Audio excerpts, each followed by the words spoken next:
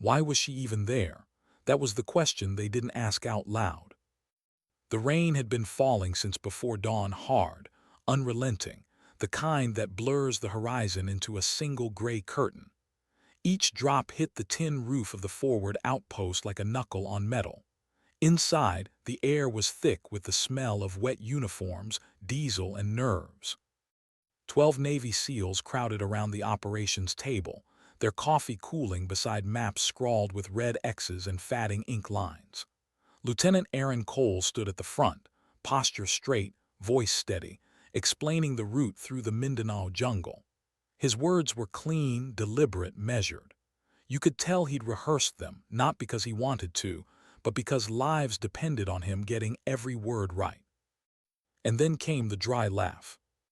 Major Robert Kane, leaning against the wall, arms folded, a smirk playing at the corner of his mouth. "Back up," he said, half amused, half dismissive. "You won't need it. It's 15 farmers with rifles." A ripple of unease moved through the room. Someone shifted their weight. Another muttered something under his breath that sounded like disbelief. Kane ignored it. "We've got an observer nearby. Army, just eyes, no trigger." That drew a few low chuckles. A voice near the back whispered, "Figures." In the corner, a woman sat quietly. Her uniform sleeves were rolled tight. A rifle case rested against her chair like a sleeping animal. Staff Sergeant Maya Rohr. She didn't look up. She didn't smile. She watched the rain slide down the window, calm, unreadable. When the briefing ended, men scattered to their gear, boots thudding across the floor. Only Maya stayed seated, still, as if waiting for the storm itself to make the first move.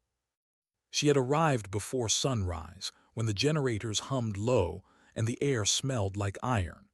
She signed the weapons log with a calm hand, took the tan case that never left her side, and found an empty bench beneath a corrugated awning.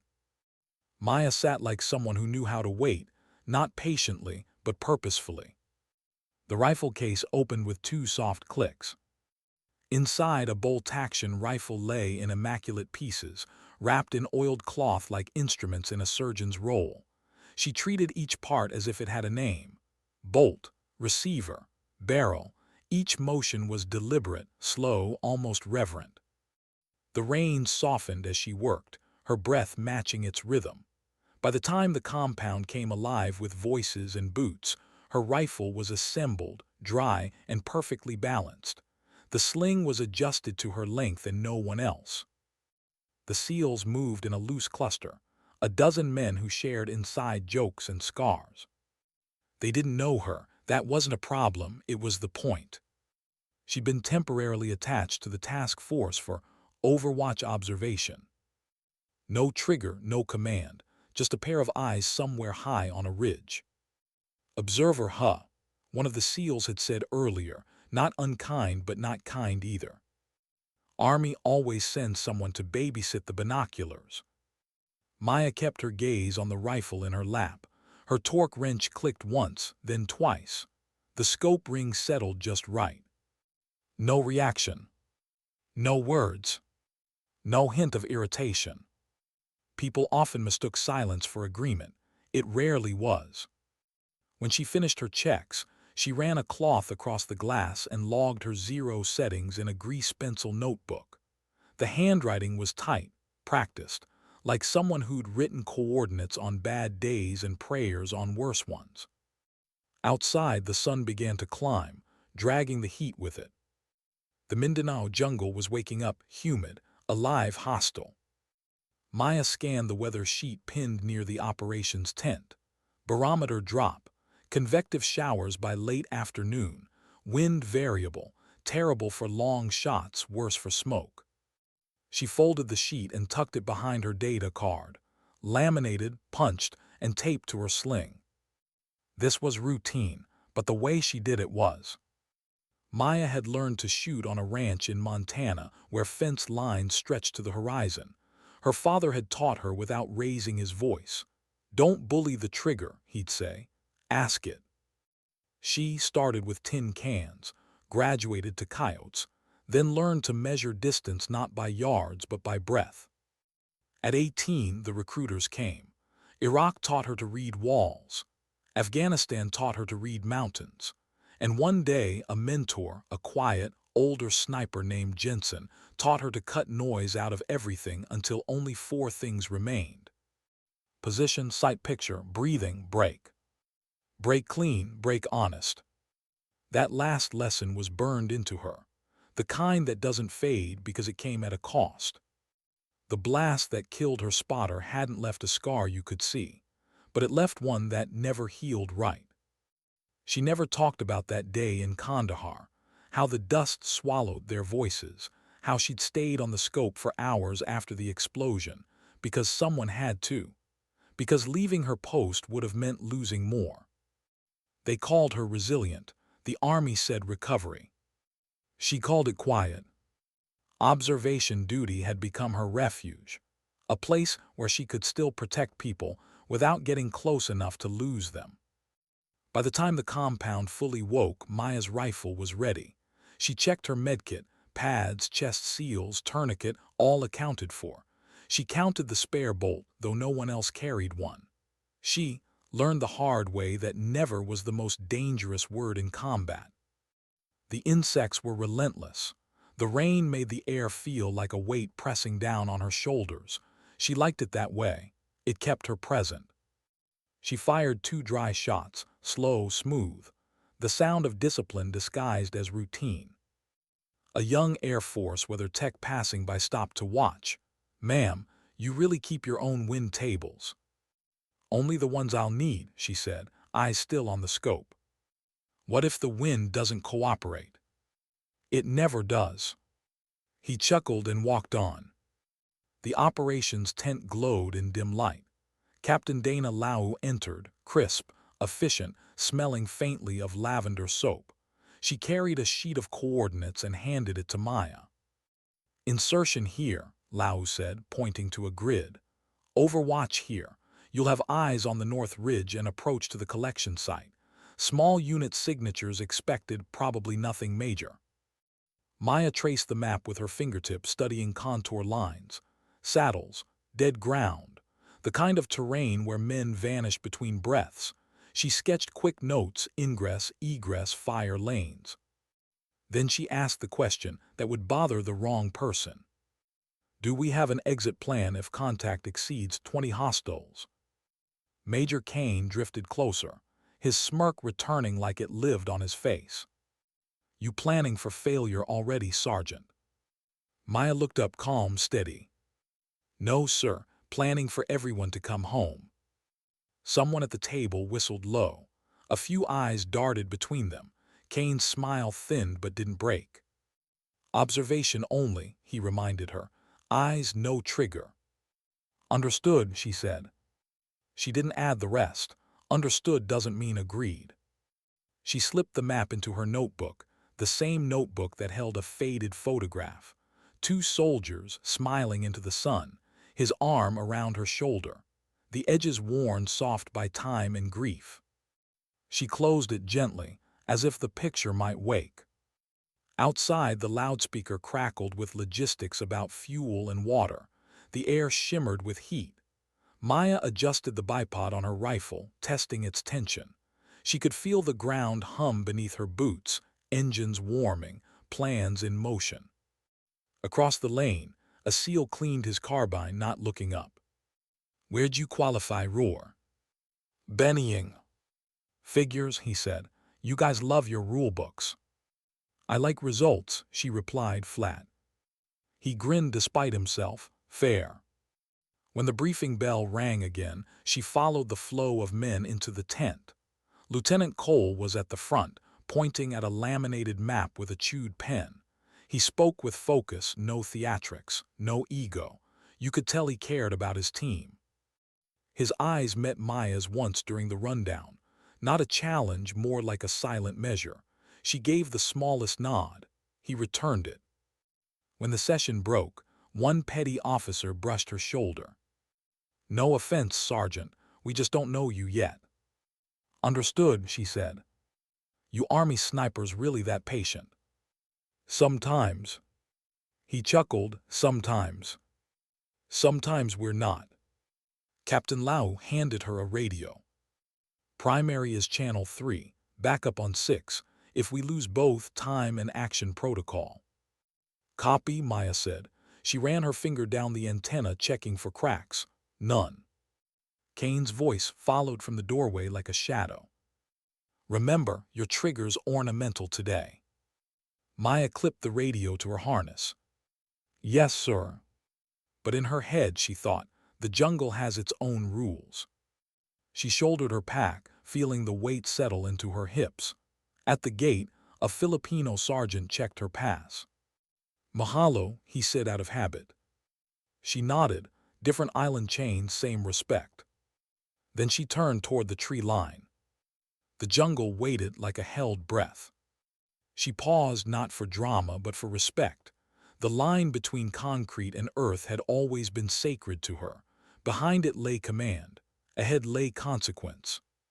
In her mind, she redrew the question Kane had mocked. What if it's more than 20? And beneath it, the answer she couldn't say aloud.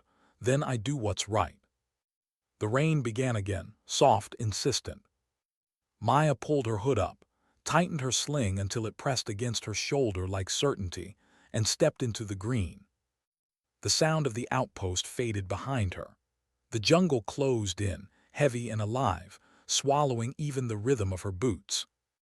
And for the first time that morning, she smiled, faint, private, because in the silence between rain and heartbeat, she felt something she hadn't in years. Control. Why did the jungle feel like it was listening? The convoy rolled out before dawn, engines muffled, headlights covered, everything painted in shadows and restraint. The road was mud and memory, the kind that remembers every tire tread that's ever crossed it. 12 men moved ahead in a column, their silhouettes melting into the thick green as the light began to bleed through mist. High above them, nearly a kilometer away, Staff Sergeant Maya Rohr lay prone beneath a camouflage veil, her body pressed into the damp earth, her rifle breathing with her. The world around her was narrow, a ring of glass, a pulse in her fingertips, and the slow, heavy rhythm of rain. Comms check. Lieutenant Aaron Cole's voice crackled through the headset, faint under static. Solid copy, Sierra 9, she answered softly. Falcon 9 in position. Before she could log the frequency, another voice bled through, young, teasing, a little careless. You see anything, Eagle Eye, or still calibrating that camera? It was Petty Officer Ryan Carter, the team's point man, half joke, half jest. Maya let the silence stretch just long enough to make him wonder. Then, still here, she said, still watching. Roger that, a soft laugh. Don't fall asleep on us. She didn't, couldn't, wouldn't. The humidity thickened until every breath tasted like rain. Through the thermal scope, faint silhouettes shimmered white against the gray. At first they looked random patrols, maybe wind ghosts in the foliage. But she watched their rhythm. Groups of 3, then 4, moving with purpose. She adjusted her elevation dial, rechecked wind drift. The math didn't lie. The jungle was moving and not the way wind moves it. Falcon 9 to Sierra 9, she whispered. Confirm enemy movement northeast ridge. Multiple signatures, not static. Cole's reply came clean, steady. Copy. Visibility limited. We're 25 mics from target grid. She watched them for a long minute, counting heat blooms. 1, 2, 6, 11. Then the number doubled. Kane's voice cut through her earpiece from the operations tent, cold and smooth. Overwatch 9, command. Your role is observation only. Intel confirms 15 hostiles maximum. Anything higher is weather artifact. Hold your position. Sir, Maya said quietly, they're not ghosts. They're moving with rifles. That's a negative, Sergeant. Observation only. Continue visual. The line clicked dead. She exhaled once, slow. The kind of exhale that ends an argument you can't win. Below her, the seals wove through the undergrowth. The jungle swallowed their outline. Only the flash of wet rifles and the faint hum of radios marked their passing. 15 hostiles, that's what the major said, but through her scope she was watching 50. A low mist rolled through the trees, curling around trunks like smoke. The forest had a pulse now, the sound of boots, rain, and something else. Movement everywhere. She keyed the mic again. Sierra 9, recommend adjusting route 50 meters south, multiple heat signatures converging from East Ridge. Lieutenant Cole hesitated. You sure? Positive. Before he could reply, Kane's voice burst through, irritated. Negative, Sierra 9. Maintain course. Overwatch is misreading atmospheric distortion. Continue mission. Maya shut her eyes for a heartbeat. The rain hit harder, like the sky was warning them for her. Then thunder, but it wasn't thunder. The first explosion tore through the ridge below, orange and violent. The shockwave rolled up the slope, shaking leaves, shaking hearts. Contact, someone shouted over the comms. Automatic fire erupted wild close, too heavy to be 15 rifles. Maya's heart slammed once. She pivoted the scope, tracking the flare of muzzle flashes through the rain. They came from everywhere: front, east, flank. She counted trajectories like a machine. 3 squads closing fast. Falcon 9 confirm, Cole barked, voice sharp. Confirmed at least 50, possibly more. Kane's voice came, sharp with disbelief and authority.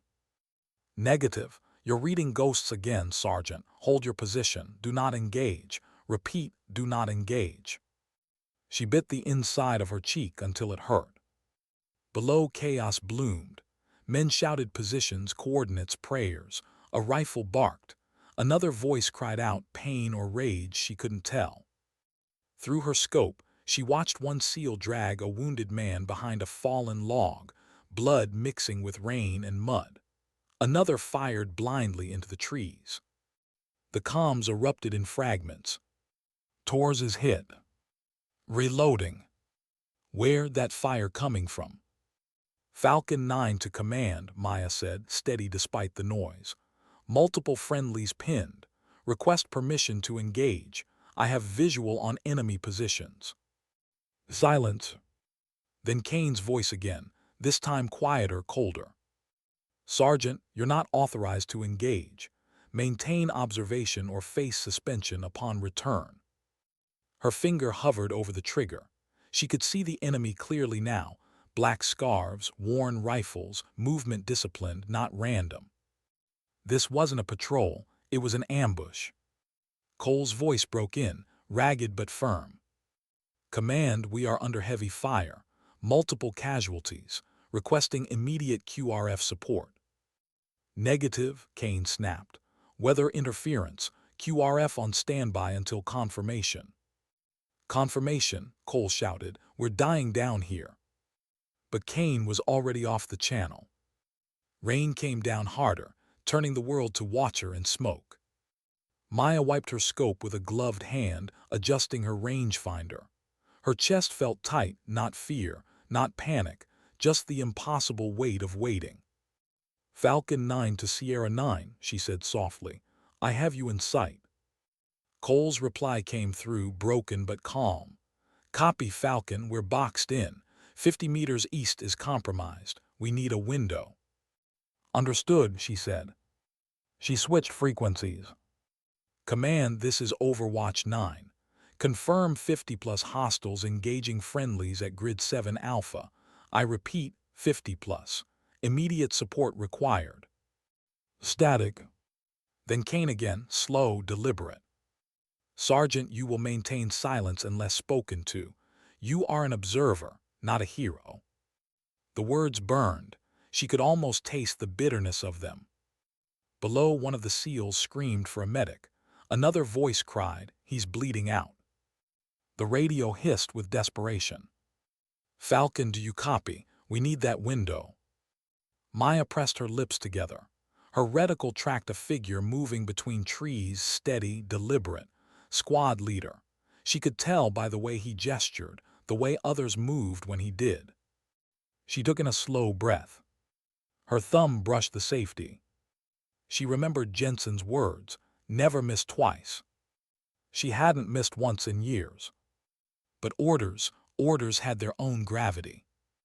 She broken them before and buried a friend for it. Now she stared through the scope at the man orchestrating death below her, and she heard Kane's voice like a ghost in her ear.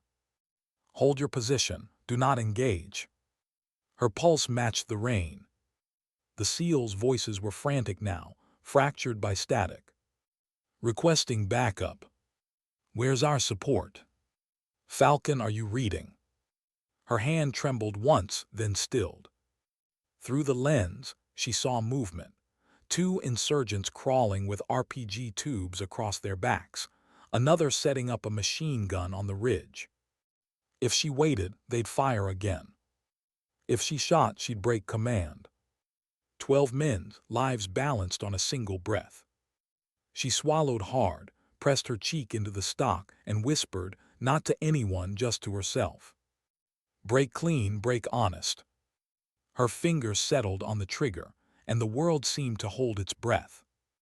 But she didn't pull, not yet. Not while there was still one more chance someone above her might do the right thing. She keyed her mic. Command, this is Falcon 9. Friendlies are at risk of total overrun. I am requesting engagement clearance under defensive authorization. No reply. Only rain. She could almost feel the static hum of Kane's silence, like the weight of arrogance pressing through the airwaves. Falcon, Cole's voice broke in again, hoarse, desperate, alive. They're coming through the east. We can't hold much longer.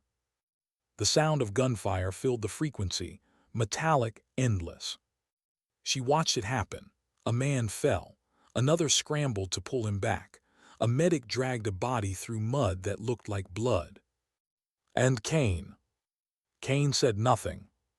The silence of command was sometimes the loudest sound of all. Through her scope, she saw one enemy raise a pistol and point not at her but at Cole. Her breath caught. In that heartbeat, every memory she'd buried broke the surface. Jensen's voice, the explosion in Kandahar, the smell of dust and blood. She blinked once, and all the noise fell away. No more orders, no more rank, just distance, wind, and choice. The reticle hovered over the enemy's temple. Her pulse steadied. One breath in, one out. Break clean. The rifle's report split the rain. A single clean sound like truth cutting through fog. The man dropped before the echo reached her. Below, the SEALs froze. For a moment no one spoke. Then someone shouted, voice half laughter, half shock. Who the hell's firing? Overwatch, another voice yelled. She's covering us. The net exploded with noise, Kane's furious tone crackling over the top. Cease fire, Sergeant Roar. That's a direct order. But the order was already too late. Her second round chambered itself in a breath. The jungle lit up with flashes, screams, and rain, and for the first time in years, Maya wasn't observing. She was acting. And every pull of that trigger was a prayer, not for victory but for survival. The jungle answered with silence between the shots, and the silence said everything words never could. What happens when orders stop making sense? The ridge trembled beneath her, rain breaking over leaves in silver curtains. The jungle screamed not with wind but with gunfire. It rolled up the valley, sharp, metallic, alive. Maya Roar adjusted her cheek weld and steadied her breath. Through her scope, chaos had shape. Men moved. Smoke curled. Lives blinked between trees like signal flares. Her first shot had bought seconds, nothing more. But seconds could save lives if used right. She cycled the bolt with a calm so precise it felt unnatural. Brass slid into her palm, caught, pocketed. Sound management mattered even in hell. Below, Lieutenant Cole's voice came through the static, sharp and disciplined even under fire. Falcon 9, whoever you are, keep doing that. We're pinned behind a ridge south of the creek bed. 2 down, 1 critical. Maya didn't answer. She didn't need to. Her scope was already moving. A machine gunner, heavier rifle, patterned bursts. She found him through a tangle of roots and vines, the brief flash of muzzle fire giving him away. Exhale, break. The crack echoed through the valley, flat and final. The gunner folded. The sound of his weapon falling was heavier than all the earlier laughter in the ops tent combined. Cease fire, Kane's voice exploded across the comms. That's a direct order, Sergeant Roar. You are in violation of command authority. Maya didn't flinch. She chambered another round. The second shot tore through an RPG tube before it could fire. A dull thud, then a wet silence. Cole's team moved. You could feel it through the static, the shift from panic to motion. Falcon 9 were falling back 30 meters. Keep that cover coming. She did. 2 more shots, tight, rhythmic, deliberate. She didn't shoot wildly. Every round had a purpose: leaders, machine guns, RPGs, choke points. She wasn't fighting. She was sculpting space.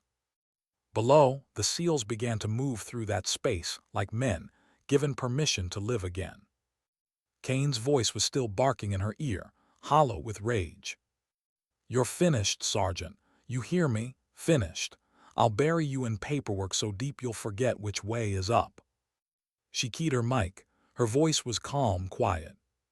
Sir, if I stop, they die. The silence that followed was worse than shouting. Then she added softly, almost to herself.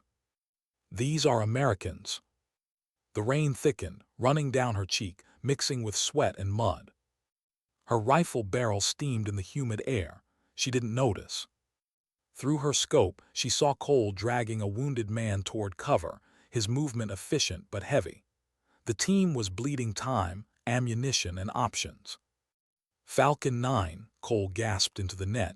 We've got wounded. You've got about a minute before they breach the line.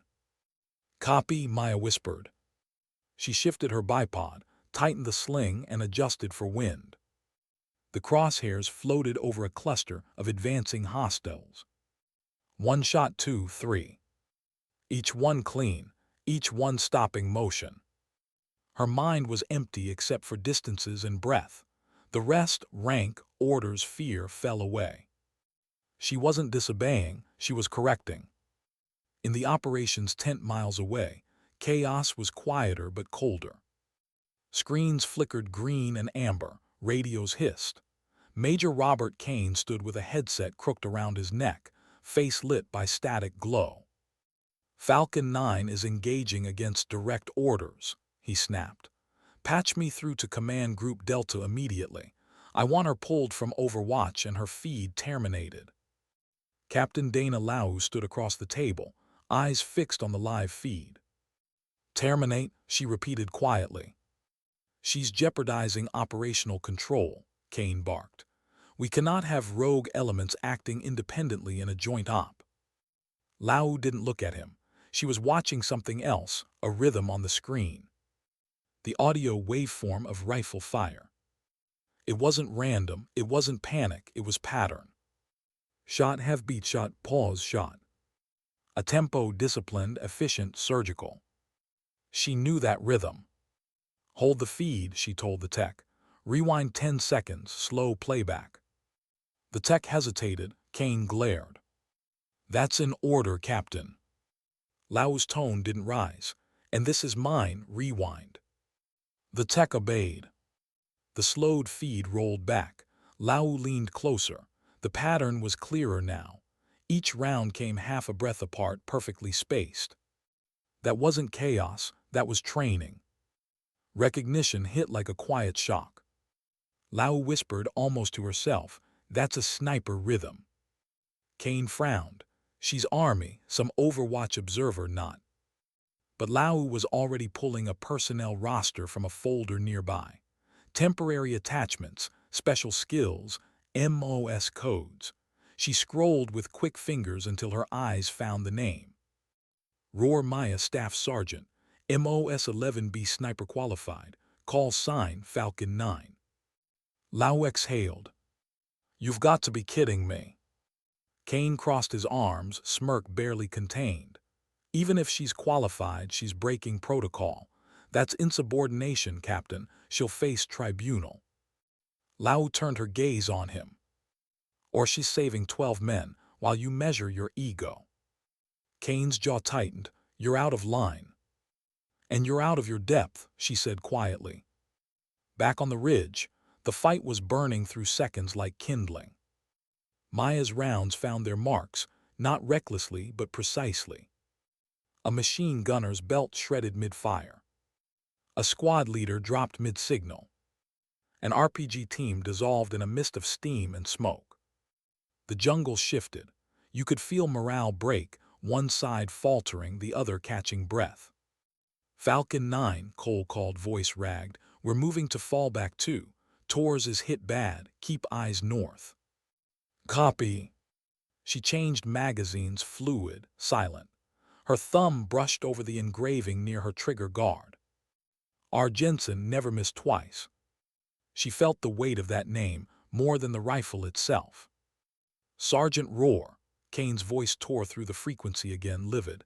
Stand down, do you understand me? Stand down now or I'll. He never finished the sentence. A new voice entered the net, calm, female, deliberate. Falcon 9, this is Captain Lau. You have full engagement authority. Repeat, full engagement authority.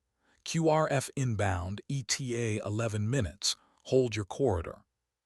Maya froze for a heartbeat, then. Copy that, ma'am, she said. Kane exploded in the background, shouting into the comms. Captain Lau, you are not authorized to. Lau cut across him with steel in her tone. Major, I am assuming tactical command under Rule 30 Alpha. Friendly forces are under immediate threat. Your line is recorded. Kane's mouth opened, then closed. The room around him went still. Even the rain outside the tent seemed to hesitate. Corridor coming up, Maya whispered. Her rifle cracked once, then twice. Each shot carved open a narrow strip of safety through the chaos. She didn't fire at everything, only at intent. The men who pointed, the ones who shouted orders, the ones whose belts marked them as leaders. She didn't just shoot to kill, she shot to unmake momentum. Below, Cole's team began to breathe again. Voices steadied, orders regained shape. Shift right. Smoke out. Tors, stay with me. Maya's rifle became their air supply. Every time she fired, someone lived long enough to move. Falcon 9, Cole called again. We see your fire lane. You've got them confused as hell. Good, she said softly. Keep moving. Then over the net, one of the younger SEALs, voices cracked with disbelief and gratitude. If anyone asks, say it was the wind. A shaky laugh followed, brief and real. It carried like hope through the storm. The fight lasted another 12 minutes that felt like 12 years. By the time the first Apache gunship arrived, the jungle had turned into steam. The rotors chewed the rain into white noise. Cole's team had reformed a defensive line, wounded pulled back, munitions redistributed, every man accounted for except one. Maya tracked the helicopter's approach, the rhythmic whump-whump cutting through storm clouds. Falcon 9, this is Talon 1, the pilot's voice came through, sharp and calm. We have your position, danger close. Affirm, Maya said, marking targets northeast tree line. Copy. Falcon cleared hot. Hellfire missiles screamed through the mist. The ground lit up like lightning that forgot how to stop. The sound hit like thunder with purpose. Maya didn't flinch. She simply watched as the jungle that had nearly consumed them folded back into silence. When the echoes faded, there was nothing left but rain and breathing. Cole keyed his mic, voice low. Falcon 9, you saved my team. Maya didn't answer immediately. Her hands were shaking now, the tremor of adrenaline leaving, the cost arriving. Finally, copy, Lieutenant. Get your men to the rally point. I'll cover your exit. Understood. And he paused, the words thick with exhaustion and awe. If we make it out, I owe you a beer. Maya almost smiled, almost. Make it a good one, she said. Back in the operations tent, Captain Lau removed her headset and exhaled. Her shoulders ached from stillness. Kane stood motionless, his face a storm of politics and humiliation. You just ended your career, he said coldly. Lau met his gaze. Maybe, but I kept theirs. Outside, the rain had changed. It wasn't angry anymore, just steady, cleansing. The valley below was smoke and silence, but in that silence lived 12 heartbeats that hadn't stopped. And in the middle of it all, Maya Rohr lay behind her rifle, staring through the fatting mist, whispering a quiet truth Jensen had once told her. You never know if it's right until it's over. You just make sure it was honest. The rain agreed. What does victory sound like when it costs everything inside you? The jungle was quiet again. Not peaceful, quiet in the way a graveyard is after thunder. The smoke curled through branches, mixing with rain until it looked like ghosts wandering home.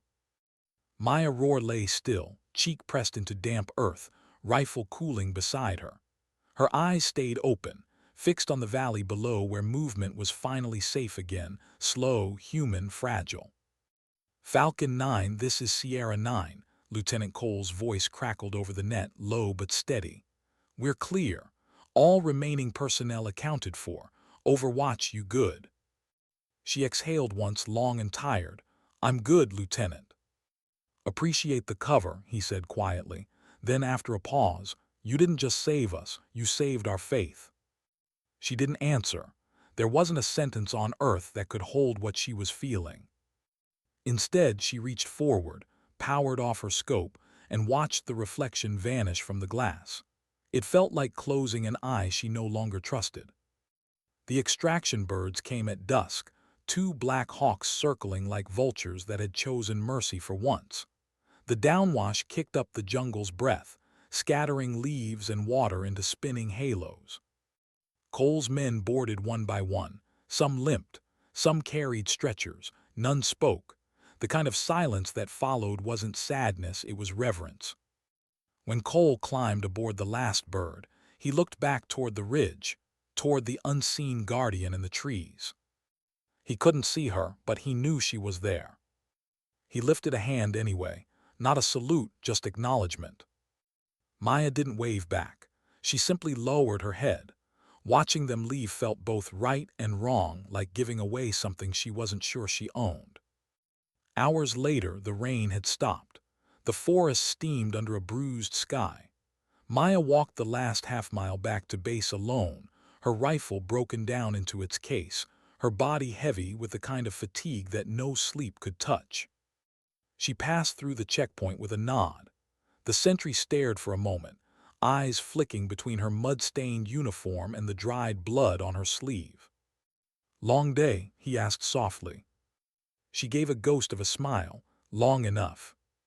Inside the compound, the noise hit her like a wall, radios, stretchers, engines, voices arguing over casualty counts and coordinates. Every sound was sharp, metallic, alive. Captain Lau was waiting just outside the operations tent, headset hanging around her neck, arms crossed. Her face was unreadable, the kind of composure you only earn from making a decision that could ruin you. Their eyes met. "Sergeant Rohr," Lau said. Her tone wasn't cold, just careful. "You're to report to debriefing, room 3. "Yes, ma'am." Lau hesitated. "For what it's worth, they're alive because of you." Maya looked past her toward the tent where Kane's voice was already echoing. "Then they better stay that way." The debrief room was small, hot, windowless. A single bulb buzzed overhead like it was interrogating the air. Kane stood by the table, sleeves rolled, jaw tight. The smell of burnt coffee lingered. His uniform was spotless, untouched by rain, dirt, or consequence. He didn't offer a chair. "Staff Sergeant," he began, voice measured, dangerous in its calm. "You directly violated command orders during an active operation. You opened fire without authorization. You compromised tactical integrity." Maya stood at attention, posture perfect. "Yes, sir." You admit it. I acknowledge it. Kane narrowed his eyes. That's not an answer. With respect, sir, neither is your question. For a second, the air seemed to freeze. Kane stepped closer, his voice dropping. Do you have any idea what your insubordination could have caused? You risked escalation with local militia forces. With respect, Major, she interrupted quietly, I prevented escalation with body bags. Kane's face twitched. You disobeyed a direct order. I followed a higher one. Silence. She held his gaze calm and steady, the way a storm looks at lightning, familiar, not afraid. Kane leaned in, voice sharp. You think this makes you a hero? You think disobedience is righteousness? No, she said. I think obedience without conscience is cowardice. The words hung between them, heavy and final. Kane exhaled slowly, his smirk returning like armor. You're finished, Sergeant. I'll make sure of it. Maya didn't move, understood. He frowned. You don't seem concerned. I don't need to be, she said softly. You'll be too busy explaining why 12 men came home. For a moment, something flickered in his expression, not guilt, but the awareness of it. Then it was gone. He turned his back to her, voice clipped. Dismissed. Confine yourself to quarters until further notice. She saluted, turned, and walked out. The door closed behind her like a verdict. Outside, the compound buzzed with relief and rumor. She could hear fragments of conversation as she passed, her name whispered in pieces. She was the one on the ridge. Kane losing it. Sniper Army, you're kidding. Maya ignored them. She went straight to her bunk, placed her rifle case on the floor, and sat on the edge of the bed. For a long time, she just stared at her hands. They were steady now, but she could still feel the ghost of recoil in her palms, the phantom rhythm of survival. Her notebook lay open beside her. The page from earlier was still there, the weather report, the map, and at the corner, the faded photograph. She touched the edge of it gently.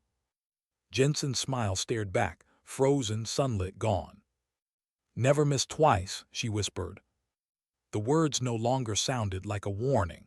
They sounded like forgiveness. Later that night, a soft knock came at her door. It was Captain Lau, holding 2 mugs of black coffee and a file folder. Maya motioned her inside. Lau sat across from her, set the coffee down, and took a slow breath. They're calling it a successful defense, Lau said. The official report will credit command coordination and aerial support. Maya gave a faint nod. Of course. Lau hesitated. Your actions aren't mentioned by name, but the team made a statement. Cole signed it, all of them did. What kind of statement? Lau slid the folder across the table. Inside was a single sheet of paper, typed, formal, signed in pen. It read, We owe our lives to Falcon 9. She acted with discipline, clarity, and moral courage under fire. She deserves commendation, not reprimand. Below the signatures were 12 names. Maya ran her finger along them slowly, as if tracing proof that they still existed. I didn't do it for that, she said quietly. I know, Lau replied. That's why it matters. They sat in silence for a while, 2 women in uniforms that carried too many ghosts. Then Lau said, Kane's already filing a report to strip your clearance. I can delay it, maybe not stop it. Don't, Maya said. Lau frowned. You're just going to let him. It's fine, Maya said softly. He needs the victory more than I do.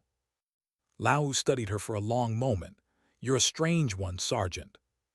Maya smiled faintly. So I've been told. When Lau left, the night settled in.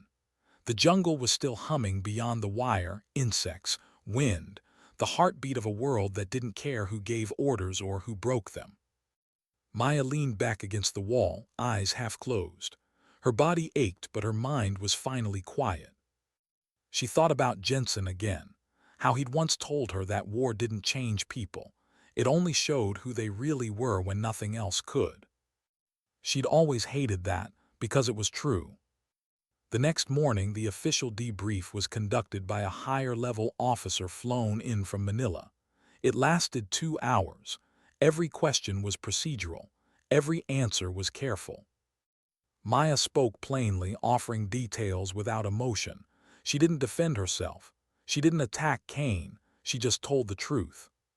When the session ended, the officer closed his folder and said, "You realize your actions violated command protocol."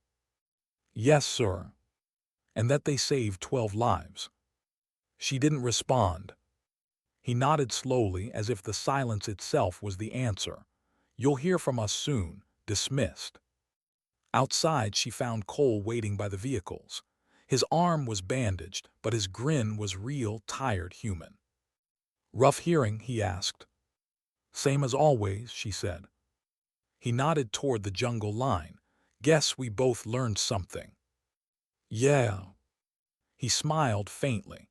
That sometimes it takes breaking the rulebook to remember why it existed in the first place. Maya tilted her head. "You sound like you read that somewhere." He laughed softly. "Probably will." They stood there a moment longer, the kind of silence that doesn't need to be filled. Then he said, "That beer I promised still on the table when this mess settles?" Maya gave a small nod. "I'll hold you to it." That night Kane signed his report. His hand shook once, not from doubt but from rage he couldn't express in paperwork. He wrote words like insubordination, unauthorized engagement, disciplinary review. He didn't mention lives saved. He didn't mention courage. He didn't have to. The truth had a way of living longer than paper. In her quarters, Maya took apart her rifle in silence. The motion was ritual now, cleansing, not mechanical. Each piece clicked into place with care. When she finished, she reached into her duffel and took out the small silver pin that had once belonged to Jensen, a sniper's insignia worn smooth with years.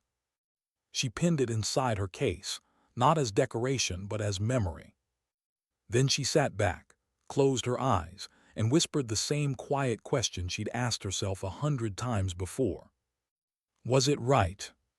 The rain outside didn't answer. It didn't need to. The sound was enough, steady, honest, alive. Sometimes victory isn't medals or reports. It's the silence afterward, the kind that lets you breathe again. What do you do when you're right, but it still costs you everything? The hearing room was colder than any battlefield Maya Roar had ever stood on. No dust, no wind, no gunfire, just air-conditioned stillness and 3 officers sitting behind a polished wooden table, their uniforms crisp and expressions unreadable. A single microphone stood between her and them, black and quiet, like a weapon waiting for someone to make the first mistake. The lead officer, a colonel with silver hair, and eyes that saw everything but felt nothing, cleared his throat.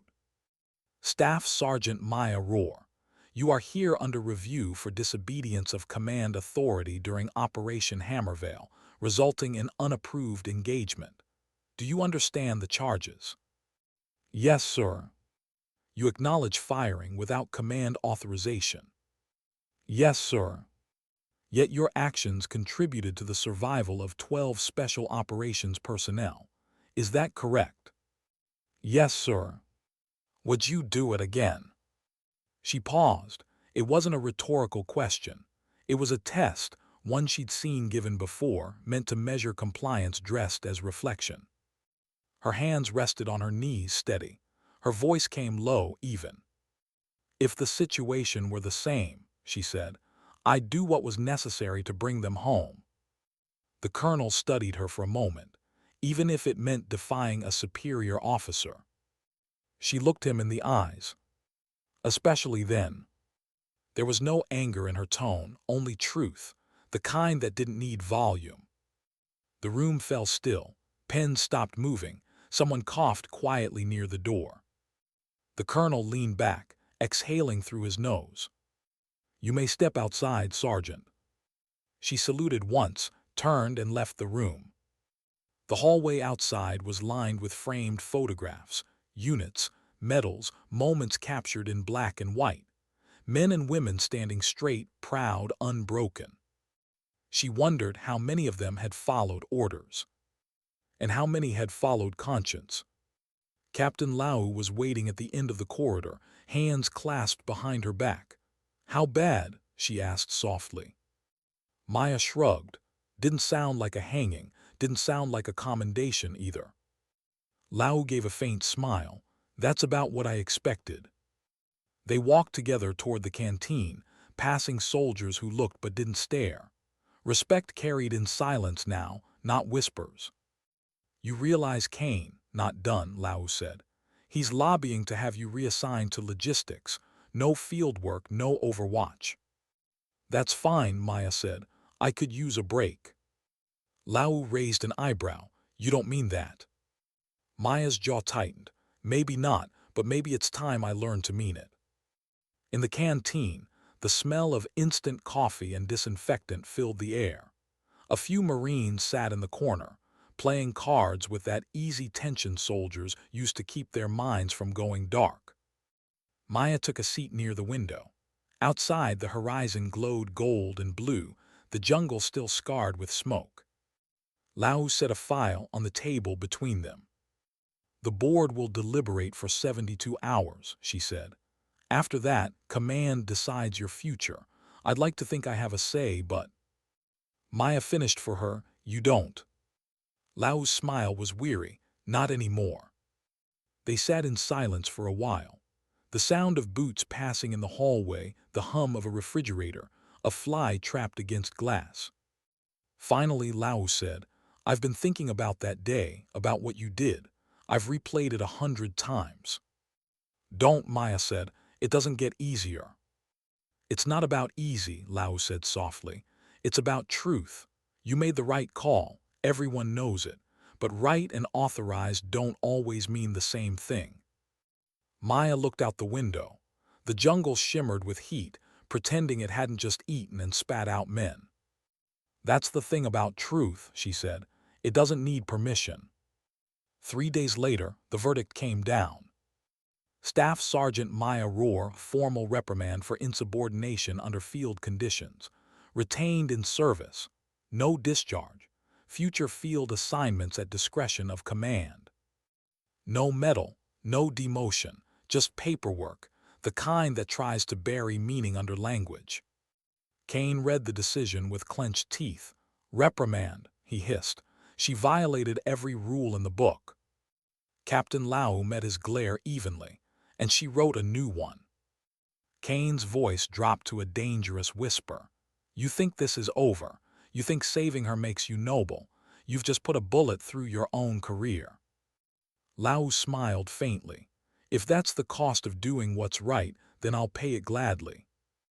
Maya didn't attend the announcement. She didn't need to.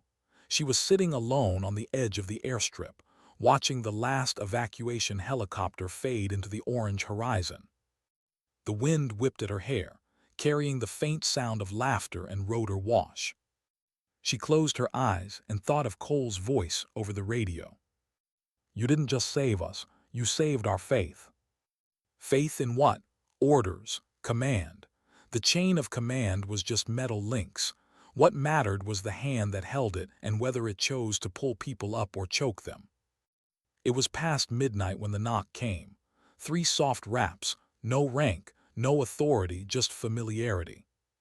She opened the door to find Lieutenant Aaron Cole, still in fatigues, arm in a sling, exhaustion in every line of his face. "Sorry for the hour," he said. "Didn't think you'd be asleep." "I wasn't," she said simply. He stepped inside, looked around the small quarters, bare, efficient, nothing personal except the folded flag on the wall and a notebook on the desk. He nodded toward it, "Still keeping your own wind charts. Some habits don't die." He smiled faintly. "Neither do some people thanks to you." Maya gestured to the chair. "Sit before that arm gives out." Cole sat, wincing as he adjusted his sling. "Heard about the board's decision." She poured coffee into 2 tin mugs. "Let me guess, no parade, no firing squad." He chuckled, something like that. They sat in silence for a moment, the hum of the bass generator filling the gaps. Finally, he said, "You know, I keep thinking about that moment when everything went sideways. When I called for backup and all I heard was static. I thought we were done. And then I heard your rifle." Maya didn't look up. "You would have done the same." "Maybe," he said, "but that's the thing, you didn't wait to find out." She studied her coffee. "You ever wonder if maybe we're not built for peace, that some of us only make sense when it's falling apart?" Cole tilted his head. "You think that's what this was, falling apart?" She shook her head. "No, I think it was the world testing if we still had a pulse." He leaned back, his expression softer now. "You know, Major Kane filed a complaint against Lao too." "Expected." "He called you unstable." "Also expected." Cole smiled. "He's not wrong about unstable, just wrong about what it means." Maya raised an eyebrow. "You bend rules for the right reason," Cole said. "People like that always scare men like him, because they remind everyone that orders don't equal morality." For the first time that night, Maya looked him in the eye. "You think morality survives war?" He thought about it, then nodded slowly. "Maybe not whole, but pieces of it do. You carried one of those pieces up that ridge." She didn't answer, she didn't have to. When he finally stood to leave, he hesitated at the door. "You ever think about going back out there?" "Every day," she said quietly. "Then what stops you?" She gave a small, tired smile. "Waiting for someone to remember why we go at all." He nodded once, like he understood something most never would. "When that day comes, you won't be alone." Maya watched him leave, his silhouette fading into the corridor's dim light. When the door closed, the silence that followed wasn't empty, it was sacred. Later that night, she opened her notebook. The first page was filled with coordinates, calculations, wind patterns. But she turned to a blank page and wrote a single line in small, precise handwriting. "When command forgets humanity, it's the soldier who remembers." She closed the book gently.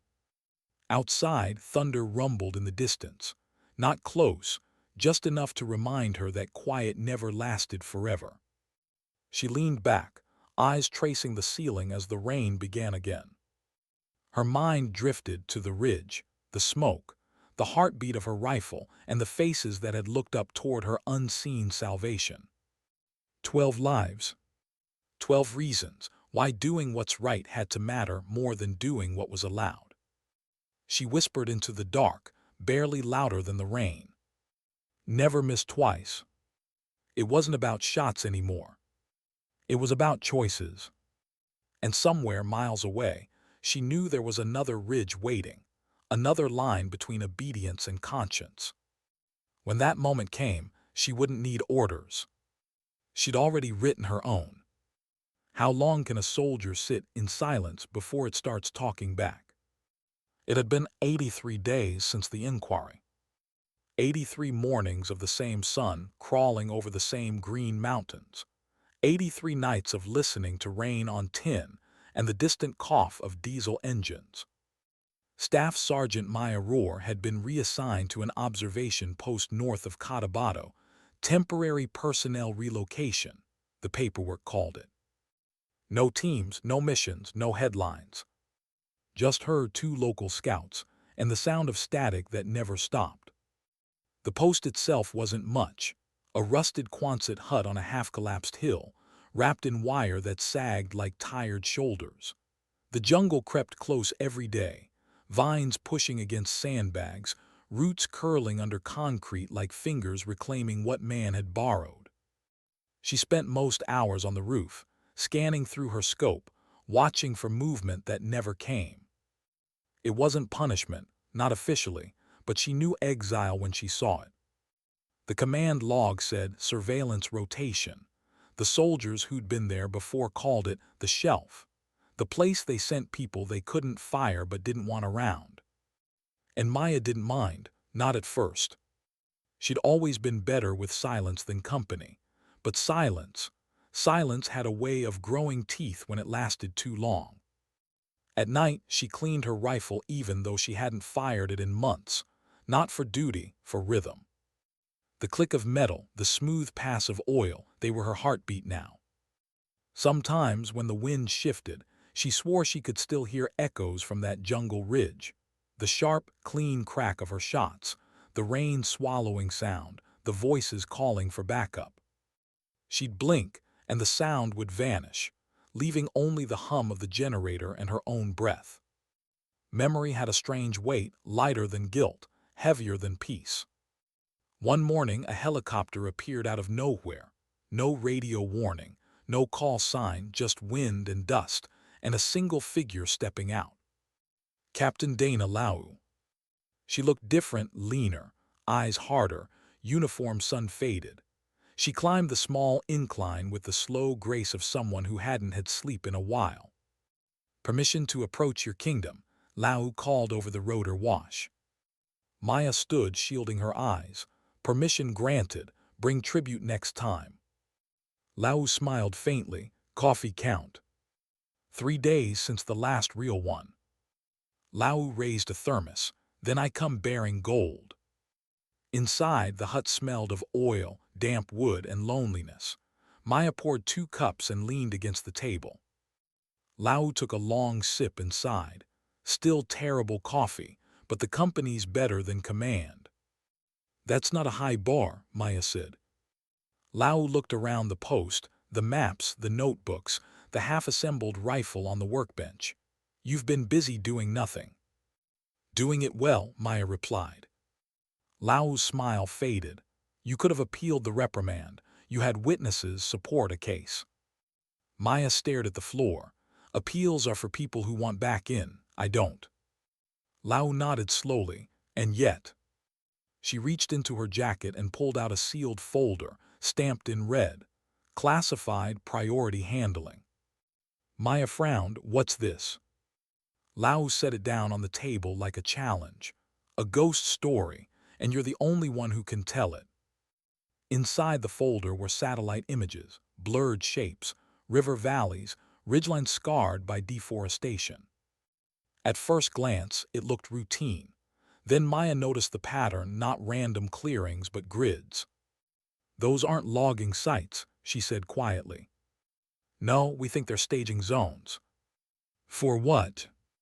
Lau hesitated. "Weapons movement, possibly U.S. origin hardware." Maya looked up. "Our gear." "Maybe stolen, maybe sold. Command's pretending not to know which." Maya studied the images again. One circle caught her eye, a mark along the same ridgeline where she'd last fired her rifle. Her chest tightened. "That's Hammervale territory." "Exactly," Lau said. "The insurgents you neutralized. Their command element reformed. They've been watching us as much as we've been watching them. And they've got new friends, better equipped, better trained." Maya closed the folder. "Why tell me this?" "Because command doesn't trust anyone who remembers what happened there. And because you're still the best shot I've ever seen." Maya exhaled slowly. "Kane still running ops." Lau nodded. "And he's still pretending you don't exist, but this time he's wrong." That night Maya didn't sleep. She sat on the roof under a pale moon, the folder open beside her. The jungle looked peaceful from a distance, but peace was a liar. It always had been. She thought about Kane, about his voice on the radio, cold and sure. "You are not authorized to engage." And she thought about Cole's voice later, cracked, desperate, human. "We're dying down here." 2 men, 2 worlds. One chose image, the other chose truth. She made her choice between them once. Now it looked like she'd have to again. At dawn, she cleaned her rifle. For the first time in months, it wasn't maintenance, it was preparation. The air smelled like wet leaves and distant fire. Her local scout, a quiet Filipino sergeant named Ivan, watched her from the doorway. "You going somewhere, ma'am?" She didn't look up. "Maybe." He nodded once. "If you are, take the good roads, the bad ones bite." She smiled faintly. "They always do." The next day, the helicopter came again, same pilot, same patch on the fuselage. Lau stepped out with a small duffel in hand. "Command authorized a recon op," she said. "Unofficially, they'll deny it if it goes south." "Just like old times," Maya murmured. Lau met her eyes. "You don't have to say yes." Maya zipped up the duffel. "I already did." As they lifted off, the outpost shrank below them, a dot swallowed by green. Maya stared down at it, feeling something she hadn't in months. Not fear, not relief. Purpose. The helicopter's interior rattled, smelled of gun oil and damp canvas. Lau handed her a headset. "We've got intel that Kane's coordinating this one from base command. He's keeping the official teams clear of the target zone, says it's unstable terrain." "Which means it's the only place worth checking," Maya said. Lau nodded. "Exactly." Maya adjusted her rifle case between her knees. "So what's our cover?" "Two observers verifying geodata. No weapons authorized." Maya gave her a long look. "And your definition of authorized?" Lau smiled thinly. "Flexible." They landed near the same valley where it had all happened months ago. The jungle had healed over its scars, or tried to. Trees had grown through shell holes, vines covered rusted shrapnel. But the ghosts were still there. You could feel them. Maya stepped off the bird and knelt, pressing her hand to the wet soil. It was warm, alive, like it remembered. Lau came up beside her. "You okay?" "Yeah," Maya said quietly. "It's just louder than I remember." By midday, they reached a clearing with broken crates scattered like bones. Stenciled on the wood, "Property of United States Army." Lau crouched beside one, prying it open with a knife. Inside, empty foam cutouts shaped for rifles. "They've been moving gear through our old corridors," Lau muttered. "Same routes we used." "Someone's helping them," Maya said. Lau looked up. "Someone inside." Maya nodded slowly. "Kane." Lau exhaled. "It fits. He's been pushing for joint supply recoveries. Easy way to mask transactions." Maya's voice went low. "He's selling weapons to the same people we fought." "Looks that way." They both fell silent. The jungle around them felt too still, like it was holding its breath. Maya scanned through her scope, sweeping the tree line. Her gut tightened. "We're not alone." Lau reached for her sidearm. "How many?" "4, no 6, coming from the ridge." "Hostile." "Only one way to find out."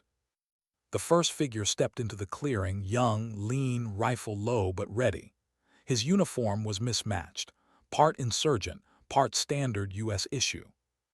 He called out in Tagalog, his tone uncertain. Maya didn't move. Lau raised a hand, responding softly. Then the second man appeared, and this one wasn't uncertain. His rifle was steady, his finger tense. Maya could see the safety catch, off. "Down," she whispered.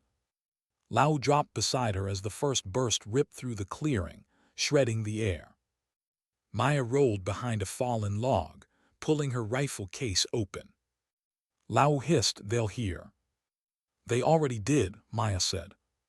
She slid the bolt forward, sighted in and waited. Rain began again, light at first, then hard. The first man moved left, trying to flank. Through the scope, Maya caught his outline. Breath, wind, distance. "Break clean." The rifle cracked once.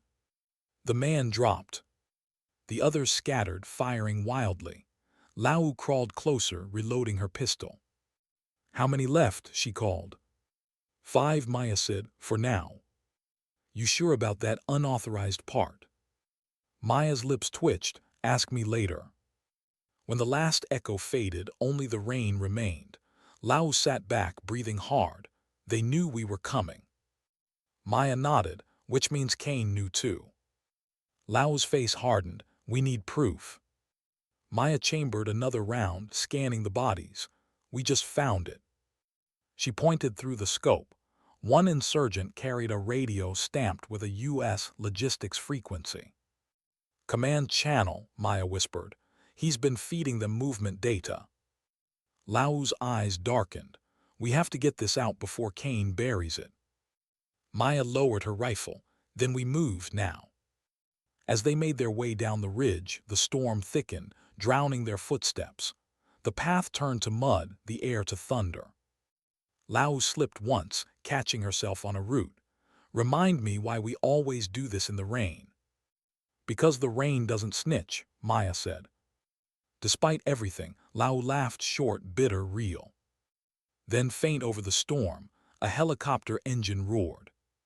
They looked up. It wasn't friendly. The gunship came in low, unmarked, its rotors slicing through mist. Maya grabbed Lau and pulled her behind a boulder. Bullets tore through the clearing seconds later, sending mud and leaves flying. Kane covering his tracks, Maya shouted over the noise. Lau's eyes widened. He's trying to erase us. Maya's hands moved automatically, loading her last magazine. The gunship banked left, turning for another pass. She pressed her cheek to the stock, rain running into her eye. Lau crouched beside her. You can't hit a pilot through that rain. Maya's voice was calm. Watch me. The rifle's reticle floated over the blur of the cockpit. Wind distance, drop. She took one breath, then another. When the engine screamed closer, she fired. The sound vanished under the roar of the rotors, but the effect didn't. The gunship veered suddenly, smoke trailing, clipped a tree, and spiraled into the valley below in a flash of orange. Lau blinked through the rain. You're insane. Maya smiled faintly. No, just honest. They stood in silence, the wreck burning faintly through the mist. Lau looked at her, rain running down both their faces like tears neither would admit to. What now? She asked. Maya's expression hardened. Now we stop pretending Kane's untouchable. She picked up the enemy's radio, the command frequency still blinking. Static whispered through the rain, a familiar voice beneath it. Kane. Extraction complete, he said. No survivors expected. Maya closed her eyes, the words burning into her like fire. Then she whispered, calm, certain, deadly quiet. Not this time. The storm swallowed her voice. But fate heard it anyway. How do you bring truth home when home doesn't want it? The jungle was still burning in the distance when Maya and Captain Lau began their descent through the ravine. Smoke drifted across the valley, thick and chemical, mixing with rain. Every breath tasted of metal and secrets. Behind them, the wrecked gunship crackled in the downpour, its flames fighting for air. They didn't look back. They didn't have to. They moved through the night, no light, no comms, just instinct. Every step was a negotiation with the dark. Maya led, rifle cradled low, eyes cutting through the mist. Lau followed close behind, one hand gripping the stolen radio. Every now and then, Maya stopped and listened. The jungle had its own way of warning you. When it went quiet, something else was listening. Twice, they heard distant rotors search patterns. Not rescue. Pursued. Lau's voice came in a whisper. He's sending teams. Kane won't risk us reaching command alive. Maya nodded. He's not the kind that buries mistakes, he erases them. They kept moving. By dawn, they reached the river. The current was swollen and fast, dragging whole trees downstream like matchsticks. They followed it west for 2 miles until they found an old pontoon bridge, half collapsed, half forgotten. Lau crouched, checking the fasteners. You think this'll hold? For us, maybe, Maya said. For Kane's men, let's hope not. They crossed one at a time, boots slipping, ropes creaking. When Lau's foot gave way halfway across, Maya reached back without hesitation, grabbed her arm and steadied her. Lau caught her breath, met her eyes. You ever not save someone? Once, Maya said, never again. On the far bank, they found a rusted jeep half buried in vines, a miracle of neglect. Lau hotwired it with a multi-tool and a prayer. The engine coughed, sputtered, and somehow came alive. Maya gave a rare smile. "I'll drive." Lau raised an eyebrow. "You ever taken a driving test?" "Not officially." The jeep lurched onto the dirt path, engine growling, carrying them deeper into the lowlands. Hours passed. The jungle began to thin, giving way to farmland and red clay roads. Villagers watched the battered vehicle pass, eyes wary, unreadable. Lau adjusted the radio's frequency, tuning through static until a familiar voice broke through. "Kane to base command, recovery teams confirm no survivors from recon flight. Report logged as lost in hostile territory. Debrief to follow." Maya's jaw tightened. Lau met her gaze. "He's already written our obituaries." Maya said nothing. She just drove faster. They reached a small refueling outpost near dusk, one of those nameless stations that existed somewhere between regulation and rumor. The operator, an old mechanic with a cigarette perpetually hanging from his lip, didn't ask questions. He filled their tank, accepted Lau's forged chit, and handed them a thermos of something that tasted like burnt sugar and survival. As they pulled away, the man called after them, "Whatever you're running from, it's catching up." Maya looked in the mirror at the jungle disappearing behind them. "Not if we run faster." That night they stopped on a ridge overlooking the base, distant lights flickering through fog. The place looked smaller now, almost fragile. Lau sat on the hood, unwrapping a ration bar. "You think anyone'll believe us?" Maya cleaned her rifle without looking up. "Doesn't matter. Truth doesn't need believers. It just needs witnesses." Lau glanced at the radio in her lap, its red light still blinking. "This recording's enough to end him." "Only if it reaches the right ears," Maya said. Lau nodded. "Then we go straight to command ops, no intermediaries." Maya tightened the sling on her rifle. "Kane will expect that." "He'll expect a lot of things," Lau said, "but not that we made it out." Maya's lips curved faintly. "Then let's disappoint him." They left before dawn. The base perimeter was quiet, fog clinging to every floodlight. Guards patrolled lazily, rain tapping on their helmets. Maya and Lau moved like shadows, years of training condensed into silence. Through a drainage tunnel, across an empty motor pool, up into the communications wing. Inside, the hum of servers filled the air. Screens flickered with coded transmissions. Lau found the uplink console and inserted a secure data key. "If I transmit this recording, it'll hit Central Command in Hawaii within 5 minutes." Maya scanned the hallway. 5 minutes is long in Kane's world. Lau typed fast, "Then cover me." She hadn't even finished the upload when the door burst open. 2 armed MPs stormed in, weapons drawn. Behind them, Major Robert Kane. His uniform was immaculate, his eyes were not. "Well," he said softly, "looks like ghosts bleed after all." Lau froze. "Kane." He raised a hand. "Save it. You think I wouldn't track a compromised transmission? You two were supposed to be ashes in a jungle." Maya's rifle was already raised. "You almost got your wish." Kane smiled. "Still might." He gestured. The MPs took aim. "Lower it, Sergeant," Kane said. "You pull that trigger, you'll die labeled as a traitor. Everything you've ever done erased." Maya didn't move. "You erased yourself when you sold out your own men." His smirk flickered. "Idealism doesn't age well, Sergeant." Lau stepped between them. "Robert, you're done. That recording proves."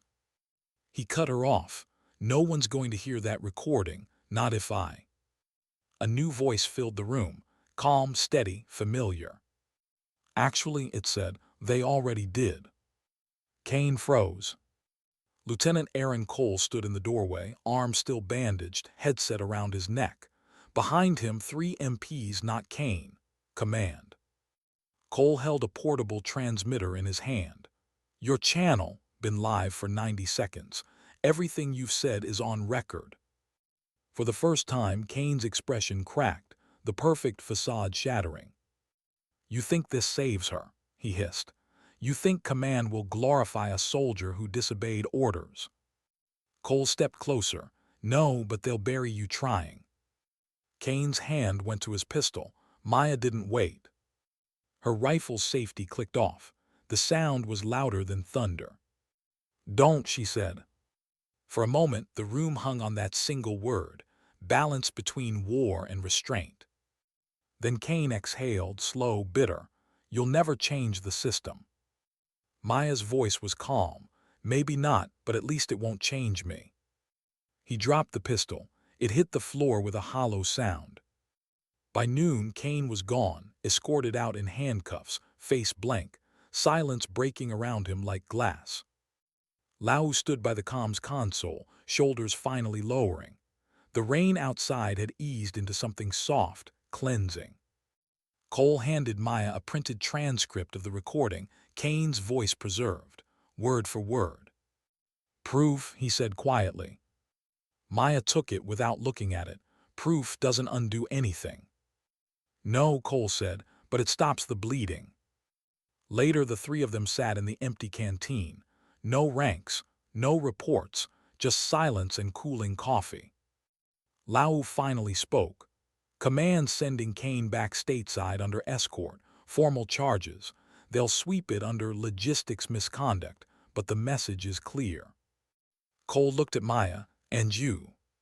She shrugged, "Probably reassignment, somewhere quiet again."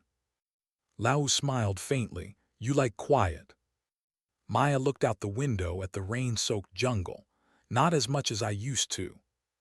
Night fell slow that day. The storm faded into calm.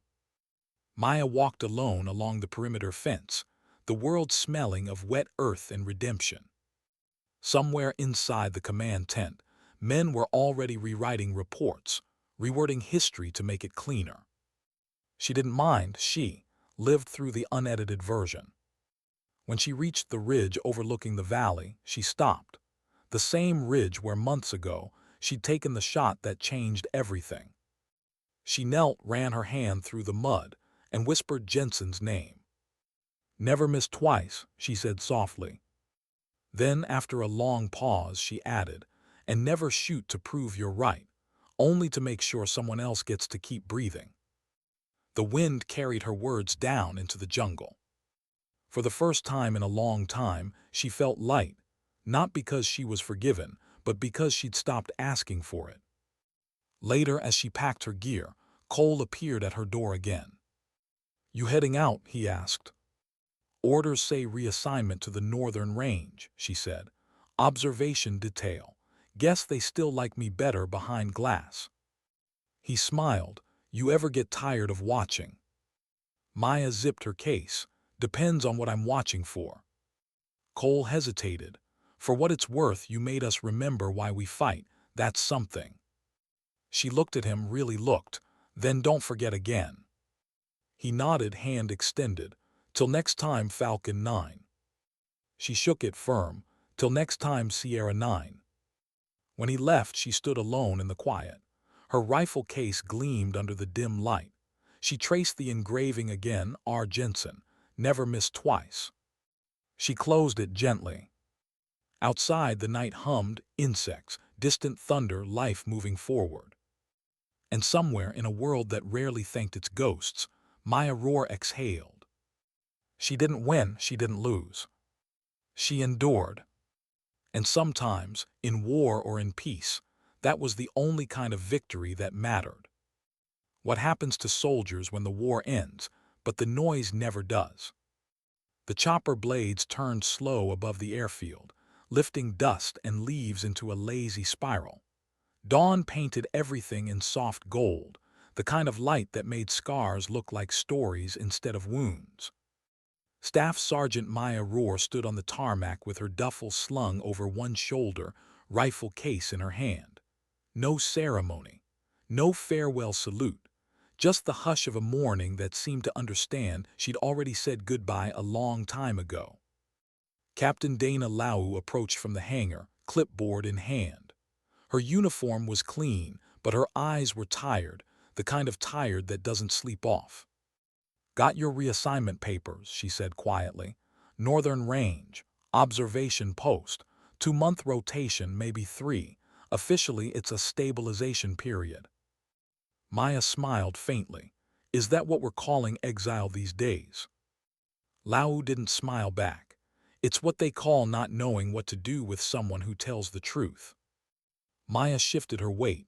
"Truth has a bad track record around here." Lau looked at her for a long moment. "You saved lives, Maya. Even if command doesn't write your name on the citation, those men remember. That's the real record." Maya nodded. "I'm not worried about records, just consequences." Lau exhaled. "You'll be fine." "That's not what you mean," Maya said softly. Lau hesitated. "Then, no, it is." They stood there for a while, saying nothing. The helicopter's rotors began to spin faster, kicking up the wind between them. Lau reached into her pocket and handed Maya a small metal box, scratched, old, heavy. "What's this?" "Something Jensen left behind," Lau said. "Found it in the archive when they cleared his effects. Figured you should have it." Maya opened the lid. Inside was a single bullet casing, polished to mirror shine. On its rim, faintly engraved, were 2 words. "For the living." Her throat tightened. "He never told me about this." Lau smiled softly. "Maybe he was waiting for the day you'd understand it." Maya closed the lid, holding it like something sacred. "Thank you." Lau nodded toward the chopper. "Take care of yourself, Falcon 9. "Same to you, Captain." As Maya climbed aboard, Lau called out over the roar of the blades. "If the world ever goes quiet again, don't forget what it cost to make it so." Maya looked back, the wind whipping her hair across her face. "Quiet doesn't last, ma'am. It just hides." Then she stepped inside, and the door closed. The helicopter lifted slowly, the base shrinking below, a patch of concrete surrounded by green and memory. From above, it looked almost peaceful, but Maya knew better. She rested her head against the window and watched the jungle roll beneath her like a tide. She once thought distance would make it easier, that getting away from battle would dull the sound of it. But war wasn't a sound. It was an echo, and echoes follow you home. The northern range was colder. High ground, thin air, pine trees instead of jungle. The silence there was cleaner, less haunted, more honest. She arrived just before sunset. The local sergeant met her at the gate, clipboard in one hand, cigarette in the other. "Staff Sergeant Rohr," he said, flipping a page. "Didn't think they still sent soldiers up here. Last one went crazy from boredom." "I'll try to disappoint," she said. He smirked. "We've got one hut with working power, one with working plumbing. Take your pick." She chose the one with power. Cold showers were better than dark nights. Days turned into routine. Wake at dawn, log weather, scan sectors, record wind drift, eat canned beans, repeat. There was peace in it, the kind that doesn't forgive, but doesn't demand apology either. At night, she'd sit outside with her rifle across her knees, watching the stars. Up here, they looked close enough to touch. She never tried. Sometimes she'd think about Cole and his team, whether they'd stayed in or gone home. She pictured them laughing somewhere, alive, carrying the weight she'd helped them keep. Other nights, she'd think about Kane, how easily men like him rebuilt themselves in other uniforms under other names. She didn't hate him anymore. Hate took too much energy. What stayed wasn't anger, it was clarity. One morning, a courier arrived, a young private with wind-burned cheeks, and a letter sealed in official blue. "For you, ma'am," he said. She broke the seal, unfolded the paper. "To Staff Sergeant Maya Rohr. From Lieutenant Aaron Cole. They cleared the last of Kane's files today. Command, calling it a closed chapter. Funny thing about chapters, they end whether or not you're ready to stop reading. We're back stateside. The guys still talk about you. Tor's got promoted. Reed named his newborn after the mountain we almost died on, says it keeps him grounded. They asked me to tell you something simple, thank you. They don't give medals for conscience, but maybe they should. If you ever come back down from that mountain, there's a place that still remembers your name. The rest of the world doesn't have to. Sierra 9. She read it twice. Then she folded it carefully and slipped it between the pages of her notebook. That evening the sky bled orange into gray. The mountain wind smelled of pine and rain. She sat on the edge of the lookout platform, feet dangling over 100 feet of empty air. Her rifle rested beside her, bolt open, barrel catching the last light of the sun. She took out Jensen's casing, rolled it between her fingers. For the living. She thought about what that meant now, after everything. For the living didn't mean survival. It meant remembrance. Doing what had to be done so others had the right to regret, rebuild, and keep breathing. It meant knowing that sometimes the most moral thing a soldier could do was refuse to obey. It meant understanding that silence, real silence, wasn't peace, it was responsibility. That night the radio crackled faintly. A voice came through, distant, familiar. Falcon 9, this is Sierra 9, copy. She smiled. Copy Sierra 9, loud and clear. Just checking in, he said. You keeping the high ground safe? Always. A pause. You still think the quiet hides? She looked out into the dark. No, I think it waits. He chuckled softly. Then I guess we wait with it. The line went quiet again, static blending with the wind. Maya set the headset down and leaned back against the wall. The mountain hummed beneath her, steady, ancient, alive. The next morning, the sky broke open in gold. Sunlight spilled through clouds like forgiveness. Maya stepped outside, her breath fogging in the cold. She lifted her rifle and looked through the scope, scanning the horizon. No hostiles, no movement, just life. Birds, trees, wind. She exhaled slowly and lowered the rifle. For the first time in years, her hands didn't tremble. She whispered to the air, as if speaking to every voice that had ever gone quiet before her. You were right, Jensen. The hardest shot isn't pulling the trigger, it's knowing when not to. Hours later, a storm rolled in. Rain tapped the roof in soft rhythm. She sat inside, writing in her notebook. Sometimes the mission isn't a fight. It's to remember why you ever did. She underlined the words twice. Outside, thunder echoed faintly, not angry, just present. And in that sound, she heard everything she'd lived for. The promise of protection, the weight of choice, and the fragile beauty of those who never get thanked for standing between chaos and calm. Night came quietly, the storm eased. Maya walked outside one last time, the ground wet, the air sharp.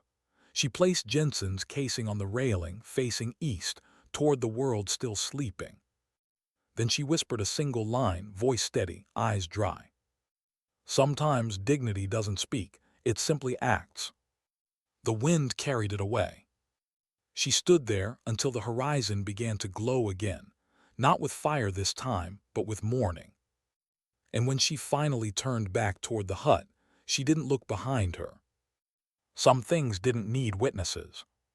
Some truths carried themselves.